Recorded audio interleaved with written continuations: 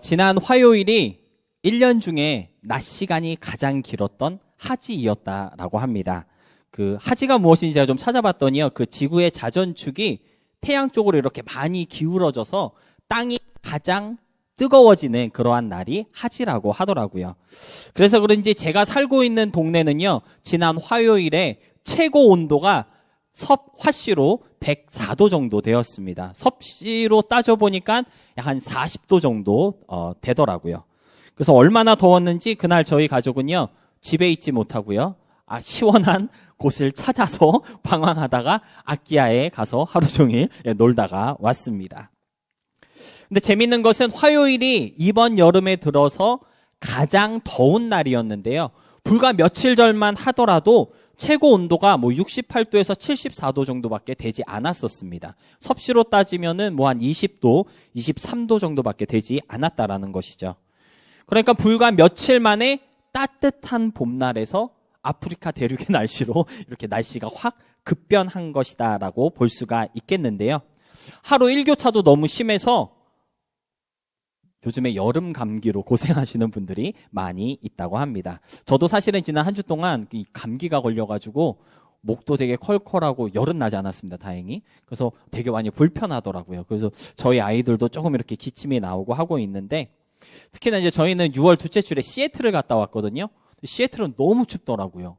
밤에 히터를 틀어놓고 자야지만 잘 수 있을 만큼 추워가지고 캘리포니아로 딱 돌아오니까 70도밖에 되지 않았는데도 여름 날씨 같더라고요. 그래서 밤에 아무 생각 없이 창문을 열고 잤더니 새벽 공기 때문에 오히려 컨디션이 더 이렇게 엉망진창 된 것 같습니다. 아무튼 급변하는 날씨 때문에 환절기 건강을 잘 챙겨야 하는 그러한 때인 것 같습니다. 뿐만 아니라 여러분들이 잘 알고 있는 것처럼 갑자기 그 코비드 케이스가 증가하고 있다고 이렇게 얘기를 하고 계신데요. 지금 저희 교회에도 2가정 정도가 코비드 양성 반응이 나타나가지고 예배 참석을 못 하셨습니다. 근데 정말 다행인 것은 지금 걸리는 코비드는요, 처음 유행했던 그 코비드와는 다르게 좀 경미한 증상 후에 이렇게 다 회복이 된다고 하더라고요. 많은 전문가들에 따르면요, 앞으로 코비드는 매년 유행처럼 왔다가는 그런 독감과 같은 바이러스로 변하게 될 것이고요. 지금 이렇게 코비드에 걸리는 사람들이 많아지고 있는 것은 그러한 새로운 변화의 시작을 알리는 것이라고 그렇게 말을 하고 있었습니다. 목숨을 잃어버리게 될까 봐 혹시 이 병 걸리면 죽는 거 아니야? 두려워할 필요가 없다라는 것이죠. 그냥 팬데믹을 일으켰던 그 무서운 코비드-19이 이제 환절기 질환으로 이렇게 변이되고 있는 과정이라고 이해하면 된다고 국민들을 안심하는 그런 말들을 많이 들을 수가 있었습니다. 그 무섭던 코비드 바이러스가 환절기 질환으로 변이되고 있는 이 과정이 어쩌면 팬데믹의 끝을 알리는 엔데믹의 시작이 아닐까 싶은데요. 물론 코비드 걸린다고 좋은 건 아니겠죠. 기침도 나고 또 열도 나서 아프고 또 삶이 불편한 것이 사실이긴 하지만 목숨을 위협하는 그 무서운 바이러스는 아니기 때문에 그래도 안심이 되는 것 같다. 우리가 그렇게 생각하면 좋을 것 같습니다. 사실 코비드가 처음 유행했을 때만 해도 정말 무서웠던 것 같아요. 맞죠? 도대체 이게 무슨 바이러스인지 코비드에 대한 정확한 이해를 갖고 있는 사람들이 거진 없었다라고 보는 게 맞는 것 같습니다. 그렇다 할 해결 방법이나 치료제도 없었고요. 팬데믹으로 온 세상이 낙다운 상태에 놓였을 때는요. 정말 도대체 이게 언제 끝날 것인지 상상조차 할 수 없었습니다. 여러분들은 어떠신지 모르겠지만 저는 이렇게 코비드 팬데믹 기간을 지나오면서 한 가지 깨달은 것이 있었습니다. 이게 뭐냐면 이 세상에서 가장 무서운 것은 소망할 수 없는 것이구나 라고 하는 깨달음을 얻을 수 있었는데요. 여러분 처음 팬데믹이 시작됐을 때 한번 생각해 보시기 바랍니다. 막 불안하고 뭔가 막 막막하고 먹먹하고 그랬잖아요. 그러한 막막함의 원인은요. 가만히 생각해 보면 이 코비드가 무엇인지 알지 못하기 때문에 어떻게 해결할 것인지 코비드 해결 방안에 대한 소망이 전혀 없었기 때문이었습니다. 백신도 없었고요. 치료제도 없었고 언제 그것이 개발될 것인지에 대한 그러한 기대조차 할 수 없었기 때문에 그러한 소망조차 가질 수 없었다라는 것이죠. 그리고 바로 그러한 상황 속에서 보냈던 팬데믹 처음 1년의 그 시간이 어쩌면 가장 암울하고 또 가장 힘들었던 시기가 아니었나 돌아보게 됩니다. 어떤 분이 그런 말을 했다고 합니다. 문제를 해결할 방법이 없는 것이 진짜 문제이다. 혹시 들어보셨나요? 문제를 해결할 방법이 없는 것이 진짜 문제이다. 여러분, 어떤 문제를 만나건 그 문제를 해결할 방안을 모색할 수 있고요. 해결할 수 있는 방법을 찾는다면 우리는 그것을 더 이상 문제라고 부르지 않을 것입니다. 그러나 해결할 수 있는 방법이 없다면, 해결의 소망조차 꿈꿀 수 없다면 그것보다 더 큰 문제는 없을 것이고요. 그것보다 더 큰 좌절도 없을 것입니다. 여러분은 혹시 그러한 좌절을 경험해 보신 적이 있으신가요? 도대체 어떻게 해야 할지 몰라서 안절부절할 수밖에 없었고 사방팔방 뛰어다녀도 해결의 방법이 보이지 않고 해결의 기미를 찾을 수 없는 그러한 정말 침울하고 아주 그냥 막막한 그러한 절망, 어떠한 소망조차 찾을 수 없는 그러한 절망감, 혹시 여러분은 경험해 보신 적이 있으신가요? 그렇게 어두운 절망 속에 빠져 있는 한 사람의 이야기가 오늘 우리가 읽은 본문 말씀에 소개되고 있는데요. 12년 동안 혈루증을 앓아온 한 여자가 그 이야기의 주인공입니다. 본문 25절에서 마가는요, 12년 동안 혈루증을 앓아온 한 여자가 있었다라고 하면서 오늘의 이야기를 시작하고 있는데요. 그런데 여러분, 혈루증이 뭔지 혹시 아십니까? 워낙 많은 분들이 본문 말씀을 가지고 설교를 하셔서 혈루증이 무엇인지에 대한 설명들을 많이 해주고 계신데요. 그 혈류라는 단어에서 알 수 있는 것처럼 피가 멈추지 않고 계속해서 흘러나오는 병이 혈루증이라고 합니다. 특별히 여성분들에게서 발생되는 이 병의 의학적인 명칭이 있더라고요. 제가 찾아보니까 영어로는 AUB라고 하는데 한국어로는 비정상 자궁 출혈병이라고 이렇게 부른다고 합니다. 월경기간과 상관없이 계속해서 그냥 피가 유출되는 병으로 그렇게 진단되고 있는데요. 혈루증의 가장 큰 문제는요, 아무래도 이 정상적인 생활이 어려울 정도로 고통스럽고 그리고 불편하다는 것이 있겠고요. 그 다음에는 아이를 가질 수 없게 되는 문제도 있다고 합니다.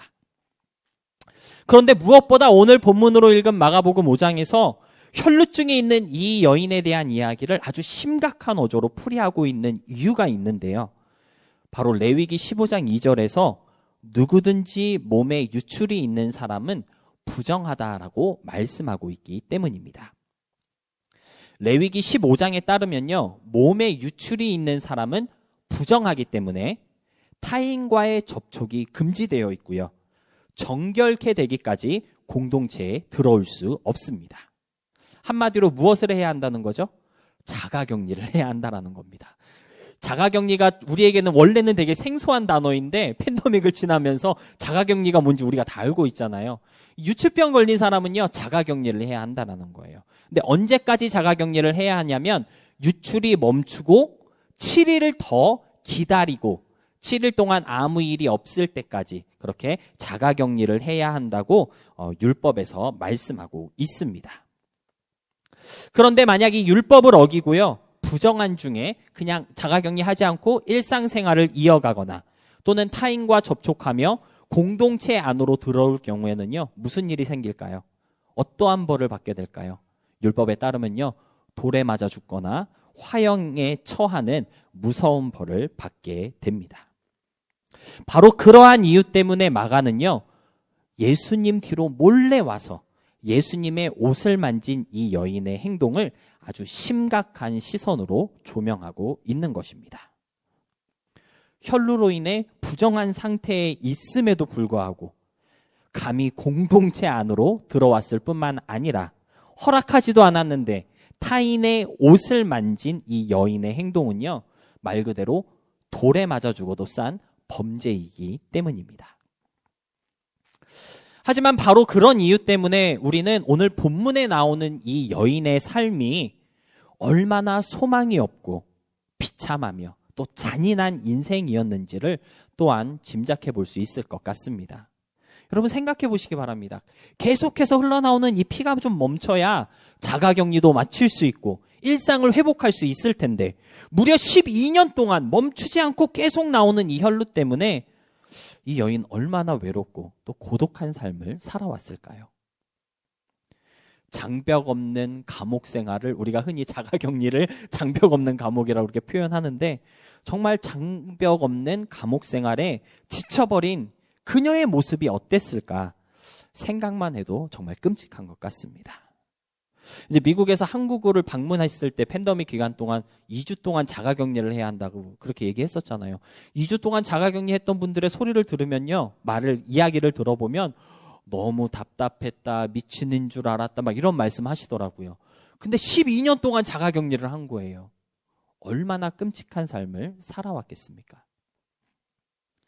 그녀의 이 지옥 같은 삶을 마가는 이렇게 기록하고 있습니다. 본문 26절인데요.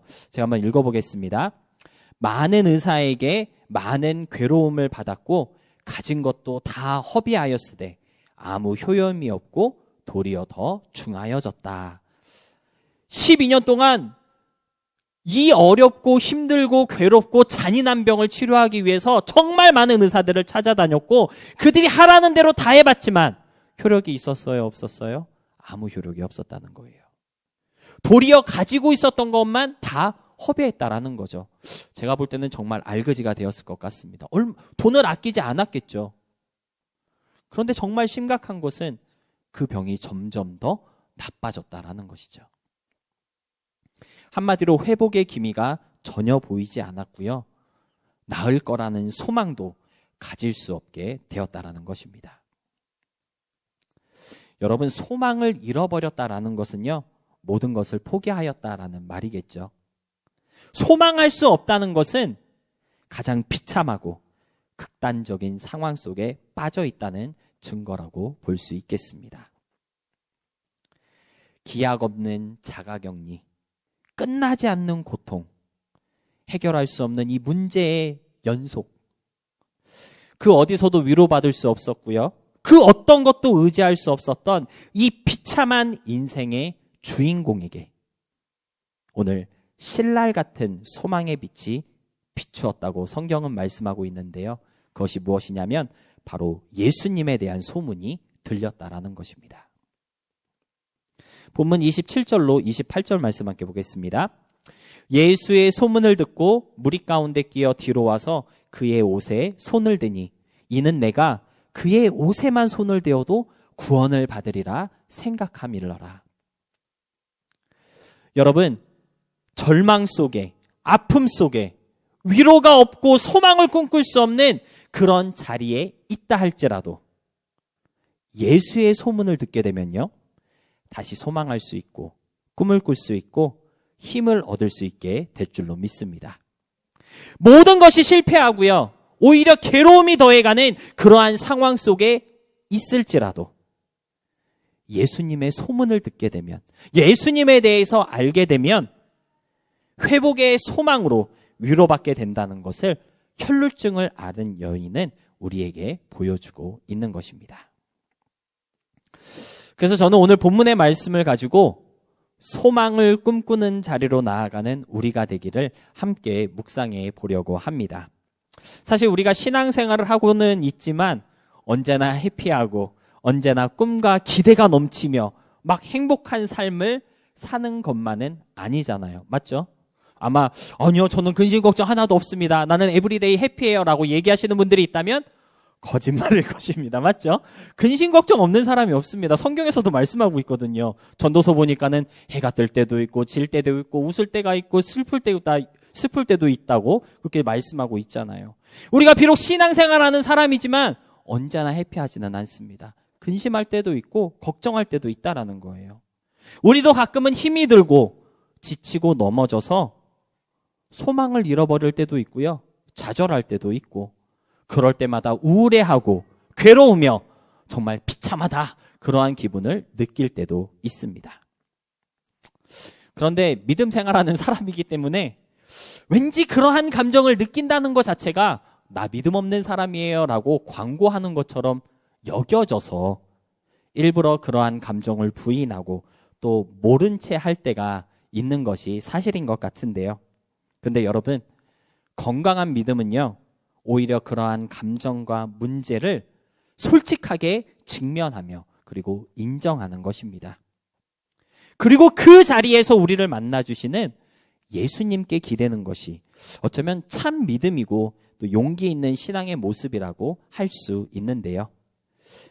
예수님의 위로와 승리케 하시는 능력을 체험하기 위해서 우리는 과연 어떤 마음과 자세로 주님 앞에 나아가야 하는 것인지, 오늘 본문에 이 혈루증을 앓고 있던 여인의 모습을 통해 함께 생각해 보도록 하겠습니다. 첫 번째로 소망을 꿈꾸는 자리로 나아가기 위해서는요, 소망의 빛 대신 예수님에 대한 소문을 들어야 합니다. 12년 동안 자가격리했던 이 여인에게 소망이라는 단어는요, 더 이상 의미 없는 말뿐인 그러한 단어가 되어버렸을 것입니다. 무엇을 이렇게 기대해 볼 기력도 없었을 것이고요. 내가 이것 좀 붙잡아 볼까? 그러한 생각도 남아있지 않을 만큼 수없이 괴롭고 아프고 외로웠기 때문에 소망이라는 단어 자체가 아마 이 여인의 삶에서는 이미 지워진 지 오래였을 것이라고 그렇게 추측해 볼 수 있는데요. 그런 그녀에게 혹시 라고 하는 한 줄기 소망으로 들려온 소식이 있었는데 바로 예수님에 대한 소문이었습니다. 사람들이 막 얘기한 거예요. 와, 야, 기적을 일으키는 선지자가 우리 가운데 나타났대. 못 고치는 병이 없다고 하더라. 야, 심지어 귀신도 쫓아냈대. 어떤 사람이 그러는데 마치 엘리야 선지자가 다시 나타난 것처럼 아주 능력 있는 사람이라고 하더라. 무성한 소문의 주인공이었던 이 예수님의 그 소식이 이 여인에게 들려왔을 때 여인은요, 혹시 내 병도 고칠 수 있지 않을까라고 하는 믿음이 이 여인의 마음속에 생기기 시작한 것이고요. 그 믿음으로 인해 여인은 소망이라는 단어를 다시 쓸 수가 있었습니다. 여러분, 예수님의 소문이 가진 파워가 얼마나 대단한지 오늘 본문을 통해 꼭 깨달을 수 있으시기 바랍니다. 거짓 뉴스도 이렇게 퍼지다 보면요, 사람들을 현혹하고 또 잘못된 길로 가게 하는 힘이 있는데 예수님에 대한 소문은 얼마나 큰 힘이 있을까요? 여러분, 예수님에 대한 소문은요, 오늘 본문의 여인과 같이 소망 없는 사람에게 다시 소망을 주는 그러한 소문이고요. 죽어있는 사람을 살리는 생명의 소문이기도 합니다. 좌절하고 낙심한 마음을 다시 일으켜주는 산 소망의 뉴스가 바로 예수님에 대한 소문인데요. 소망을 꿈꾸는 자리로 나아가기 위해서는 이처럼 예수님의 소문을 들을 수 있어야 한다는 것이죠. 예수님이 누구인지, 그분은 무엇을 하시는 분인지, 어떠한 능력이 있으신지 예수님에 대한 뉴스를 들어야 한다는 것입니다. 여러분은 예수님에 대한 소문을 들어보셨습니까? 들어봤기 때문에 우리가 이 자리에 와 있겠죠. 예수님이 무엇을 하셨는지 예수님에 대한 소식을 업데이트하고 있으신가요? 어디서 어떻게 예수님의 소문, 예수님의 이야기를 듣고 있으십니까? 무엇을 통해 예수님을 알아가고 또 어떤 방식으로 예수님에 대한 뉴스를 접하고 있으신가요? 우리가 예수님에 대한 소문을 듣게 되는 방법이 크게 두 가지 있는 것 같습니다. 하나는요, 예수님의 소문을 퍼뜨리는 사람들을 통해서 예수님에 대한 이야기를 들을 수 있겠습니다. 누가 예수님의 소문을 퍼뜨리는 사람들일까요? 예수님을 믿는 사람들, 교회 다니는 사람들, 믿음으로 사는 사람들, 그런 사람들을 통해 예수님의 소문이 퍼지게 되고요, 예수님의 이야기가 전파되고 있습니다. 두 번째는요, 성경을 통해서 예수님에 대한 소식을 들을 수 있겠죠. 요한복음 5장 39절 보니까요, 예수님께서 친히 하시는 말씀이 이 성경이 나에 대해서 증거하고 있다라고 말씀하고 계시거든요. 그러니까 그러니까 우리가 예수님에 대한 소식을 업데이트하고 예수님에 대한 소문을 접하기 위해서는 성경으로 돌아가야 한다는 것을 알 수가 있습니다. 여러분, 예수님의 소문에 귀를 기울이는 그런 우리의 신앙생활이 되었으면 좋겠습니다. 세상 소식, 세상 소문에 집중하느냐고 예수님에 대한 소문에는 관심을 잃어버린 그러한 모습으로 살아가는 그리스도인이 되어서는 안 된다라는 것이죠. 하루 종일 내가 쓰는 핸드폰, 태블릿, 컴퓨터, 그것들을 가지고 나는 무엇을 보고 무엇을 찾고 있는지 한번 곰곰이 살펴보시기 바랍니다. 그러면 요즘 나의 관심사가 어디에 있는지 금방 알 수 있으실 겁니다. 예수님의 소문이 들리고요. 예수님의 소식에 우리의 관심이 갈 때 우리 가운데 있는 우리에게 필요한 그러한 소망이 회복되고요. 기대와 희망이 있는 믿음의 자리로 나아갈 수 있게 된다는 사실을 잊지 마시고 저와 여러분의 관심이 좀 주님께 향할 수 있는 그런 우리의 일상이 될 수 있기를 부탁드립니다. 두 번째로 예수님에 대한 소문을 들었다면 무엇을 해야 할까요? 예수님께 나아가야 합니다. 그 많던 사람들 중에 유독 혈루증을 앓은 이 여인이 오늘 마가복음 5장에 기록된 이유가 있습니다. 하나밖에 없어요. 그것이 무엇이냐면요. 소문을 듣고 예수님 앞에 나아갔기 때문에 오늘 마가복음 5장에 기록되고 있는 것입니다. 그런데 여러분, 예수님을 만나기 위해서 궁중 사이에 숨어서 주님 뒤로 몰래 다가온 이 여인의 행동이 쉬운 행동이 아니었다라는 것을 우리는 알아야 합니다. 앞에서 말씀드렸던 것처럼 혈루증 때문에 부정한 이 여인이 사람들 사이에 끼어 있다는 것이 발각되기라도 하면요, 아마 이 여인은 바로 그 자리에서 돌에 쳐맞아 죽게 되었을 것입니다. 그럼에도 불구하고 이 여인은요, 죽기를 각오하고 예수님께 나아갔던 것입니다.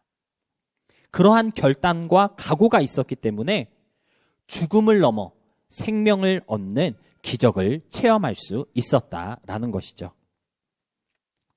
저는 이 여인의 이런 대담한 행동이 저와 여러분에게 도전이 되어야 한다고 생각합니다. 요즘은요, 예수님 믿는 것이 너무나 쉬어버린 그러한 세상이 되어버린 것 같아요. 아무나 자꾸 예수 믿으세요, 교회 다니시나요? 라고 물어보면 사람들 너무 아무렇지 않게 예, 저 믿습니다, 교회 다니고 있어요, 그렇게 고백하고 있거든요. 그런데 여러분, 사실 예수님 앞으로 나아간다는 거 웬만한 각오가 아니고서는 절대 주님 앞에 나아갈 수 없다는 것을 우리가 알아야 합니다. 목숨을 걸고 나아가는 결단이 있을 때 진짜 주님을 만나게 되고요, 생명의 기적을 체험할 수 있다는 것인데요.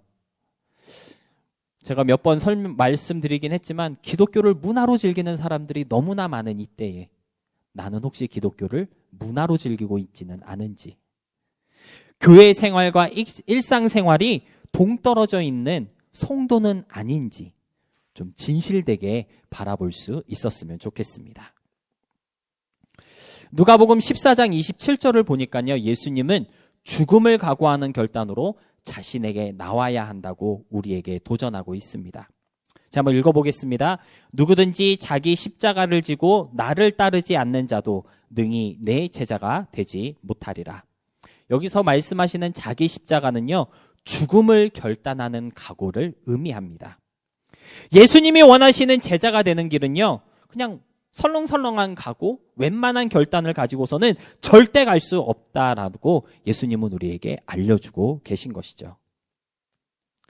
그런데 여러분, 예수님께서 왜 이렇게 강한 말투로 결단을 호소하시는지 그 이유에 대해서 생각해 볼 필요가 있을 것 같습니다. 죽음을 각오하는 결단으로 나에게 오라라고 예수님께서 우리에게 도전하고 계신 이유는요, 죽음을 각오하는 결단이 있다면 하나님을 위해서 예수님을 따라감에 있어 내려놓지 못할 것이 없고요, 버리지 못할 것이 없고 포기하지 못할 것이 없다는 것을 깨닫게 해주시기 위해서 이처럼 강한 표현을 쓰고 계신 것입니다. 죽음을 각오하고 나를 따르라고 했을 때 진짜 목숨을 내놓고 따르라는 말씀이 아니고요, 그 정도의 열정과 각오가 있다면 하나님이 기뻐하시는 삶을 살게 될 것이고 예수님을 닮아가는 우리가 될 수 있다는 그러한 말씀을 들려주시기 위해서 이렇게 강한 어조를 사용하고 계신 것이다라는 것이죠. 앞에서 저는 요즘 우리의 관심이 어디에 있는지 돌아보자고 여러분에게 말씀을 드렸는데요.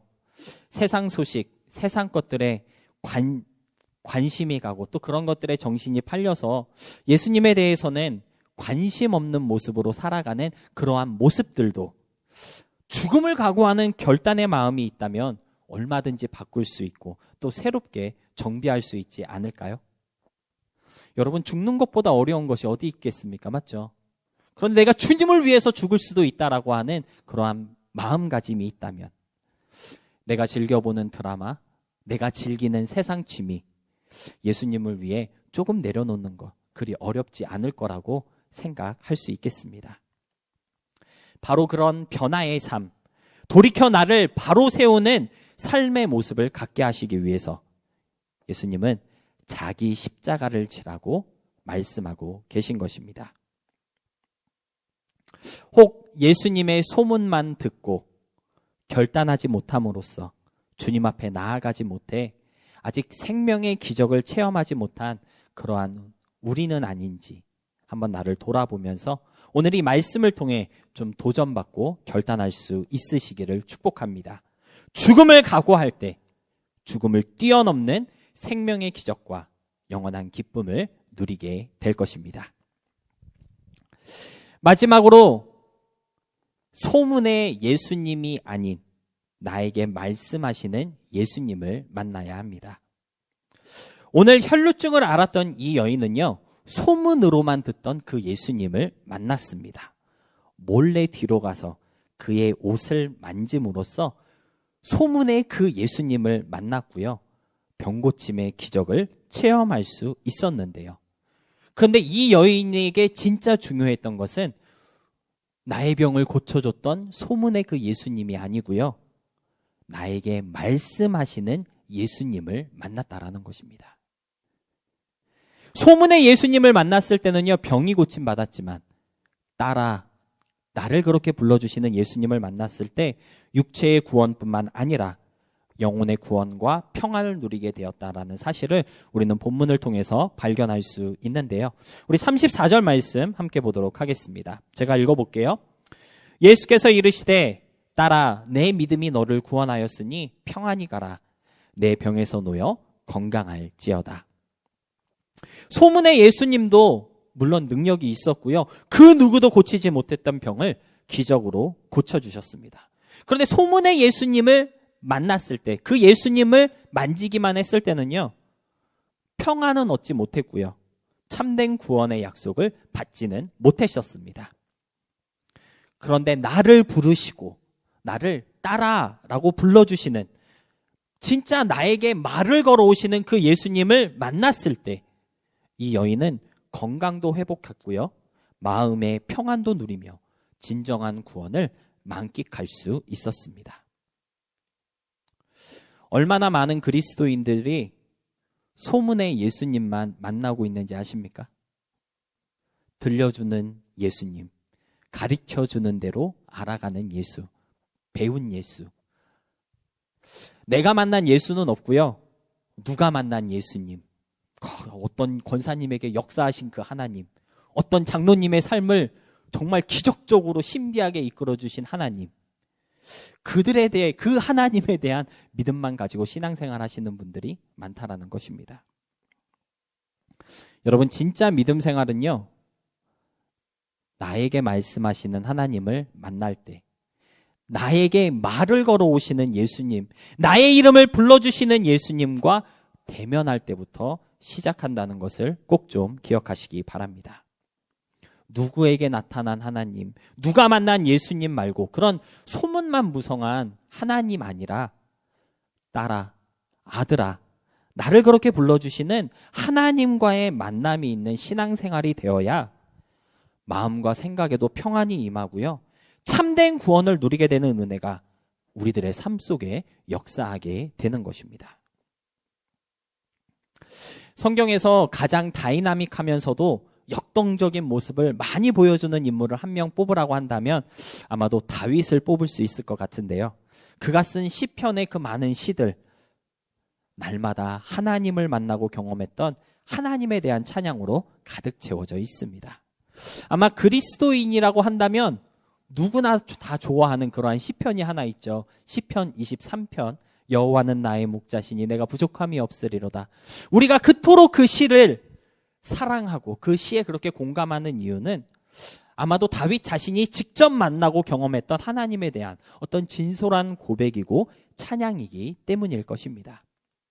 그리고 그와 같은 하나님과의 긴밀한 만남을 우리도 꿈꾸고 있기에 여호와는 나의 목자시니 정말 나도 그렇게 고백하고 싶습니다라고 하는 마음으로 그렇게 외우며 고백하고 있는 것 같은데요.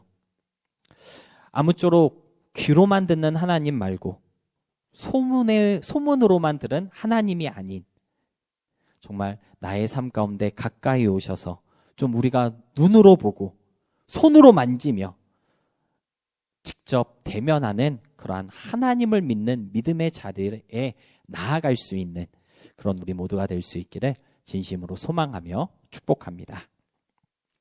말씀을 정리하겠습니다. 오늘 말씀의 제목이 소망이 능력입니다 이었는데요. 소망 없던 혈루증 여인이 다시 소망을 품게 되었을 때 예수님을 만나야겠다라고 하는 용기도 낼 수 있었고요. 또 정말 실제로 주님 앞에 이르게 되는 그러한 놀라운 기적도 이루어졌습니다. 어쩌면 소망을 갖는다는 것, 그 자체가 바로 능력이고요. 기적이고 또 은혜라고도 볼 수 있겠는데요. 성경의 위로로 소망하는 교회라는 다짐으로 6월 한 달 우리가 보내왔는데 좀 예수님의 소문으로 가득한 그 성경을 통해 우리들도 잃어버린 삶의 어떠한 소망들을 다시 찾게 되는 기적이 좀 저와 여러분의 삶 가운데 일어날 수 있었으면 좋겠습니다. 그리고 그 소망을 통해 그 소망을 가지고 소문으로만 무성한 예수님을 알아가는 그 자세를 뛰어넘어 진짜 나를 부르고 또 나를 만나주시는 그 예수님을 보게 되는 은혜도 좀 누릴 수 있어서요. 실질적인 변화와 그리고 능력이 체험되는 그러한 복된 삶을 살아가는 우리 모두가 될 수 있기를 다시 한번 주님의 이름으로 축복합니다.